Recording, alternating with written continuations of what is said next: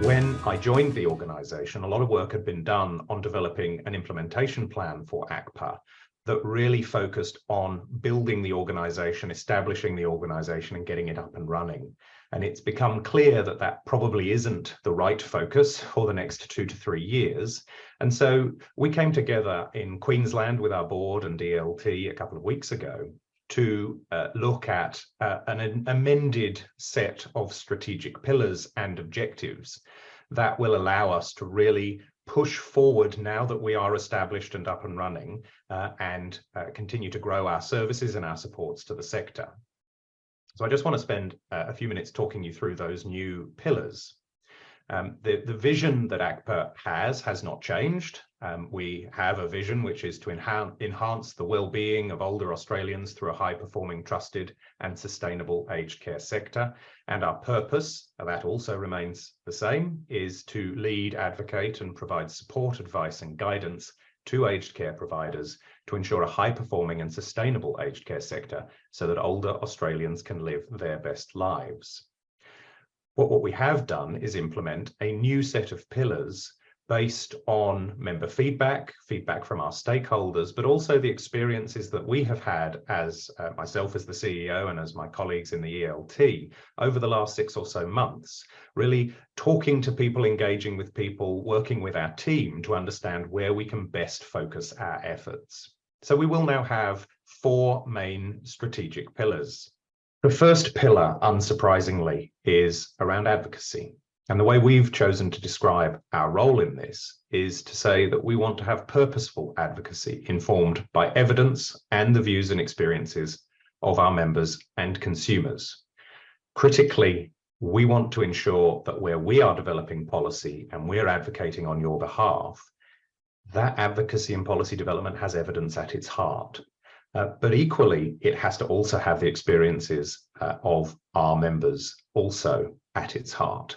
Evidence without practice is of no help whatsoever, but practice without evidence can be equally weak. So we want to make sure that we've drawn those two things together. The really critical thing about this pillar is that one of the objectives that sits underneath it allows us to really focus on the future. We are often focused very, very heavily on today, on the current issues, on the situation that is affecting members right now.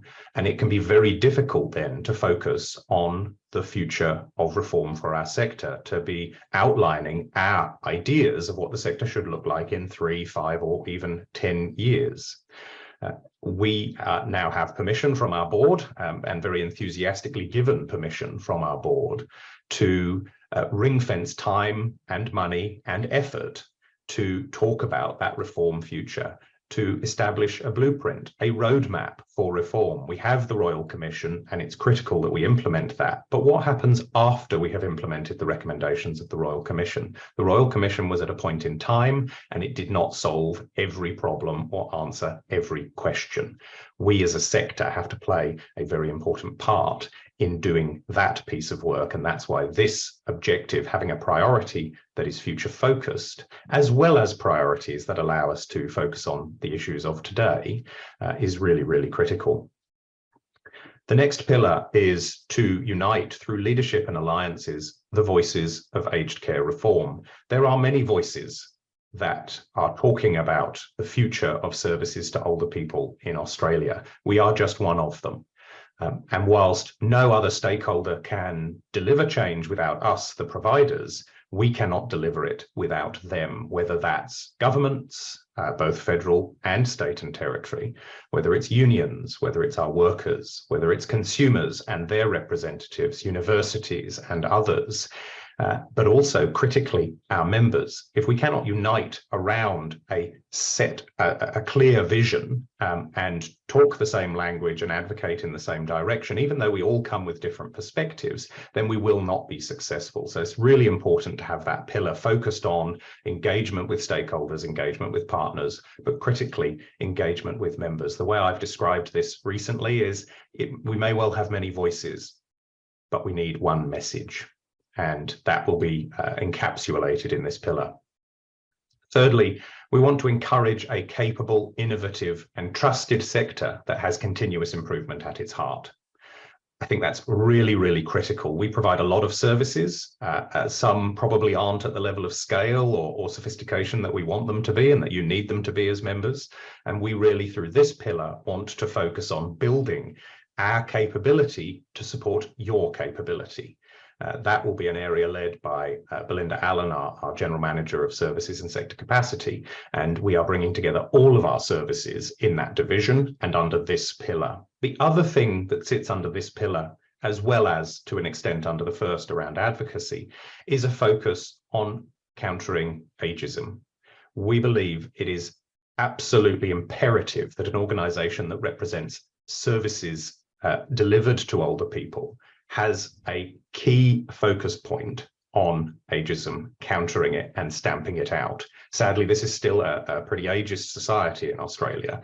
And if we can't work to reduce ageism, then we are not going to be able to deliver the reforms that we want to see. And we're not going to have an aged care system in the future that is one that we would wish to have. And finally, our last pillar, which is incredibly critical, is that we'll build ACCPA's capability and culture to ensure that we deliver for members.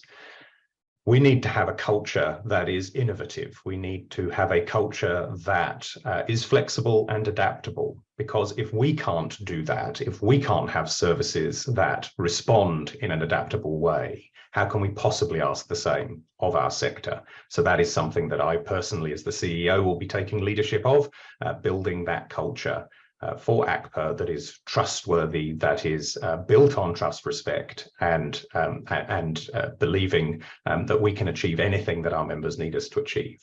One of the things we want to do in this CEO Insights is not just talk about the future, and in this case, in this episode, our strategic pillars, but we want to talk about issues that are particularly current and relevant to you, our members.